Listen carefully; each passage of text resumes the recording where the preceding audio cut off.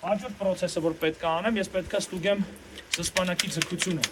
Զսպանակը ձիգա թե չէ, որովհետև եթե զսպանակը շարքից դուրս եկած եղավ, մեջ ինչ-որ վնասված եղավ կամ փամփշտատուփը սխմած եղավ զսպանակին, դա նշանակում է լիցքավորված փամփշտատուփը, լիարժեք լիցքավորված փամփշտատուփը, երբ որ սկսեմ կրակել, ինչ-որ կետում զսպանակը մեջը խափանվելու է, մնալու է այդ կետում, ու փամփուշտը սկսելու է չբարձրանալ դեպի փամփշտանոցը, ասենց ասած, հա, դա փամփշտատուփի ստուգման process-ի մասին։ Հիմա եկեք հասկանանք ոնց են փամփուշտները լիցքավորում։ Կոնկրետ ես լիցքավորում եմ հետևյալ կերպ։ Փամփշտատուփը վերցնում եմ ինձ հարմար ձեռքով, այս պարագայում աջ ձեռքն է։ Ոնց տեսնում եք 4 մատս նստած է։ Ինչու։ Ոնց տեսնում եք փամփշտատուփը նստած է ձեռքիս վրա,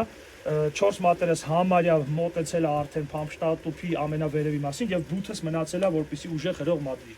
Վերցնում եմ փամփուշտը, դնում եմ, սխմում եմ եւ առաջ, նորից։ Վերցնում եմ փամփուշտը, դնում եմ ուղիղ մեջտեղը, բայց ոչ թե հավասար, այլ մի քիչ հետ, հա, մի 5 մմ։ Սխմում եմ եւ առաջ, նորից։ Սխմում եմ եւ առաջ, նորից։ Հիմա ամբողջ փամփշտատուփը լցնենք։ Ոնց տեսնում եք, երբ որ ես տեխնիկապես ճիշտ եմ կատարում, բավականին արագ է լիցքավորվում փամփշտատուփը։ Հիմա 10 փամփուշտ մենք լցրեցինք փամփշտատուփի մեջ։ Process-ը հետևյալն է։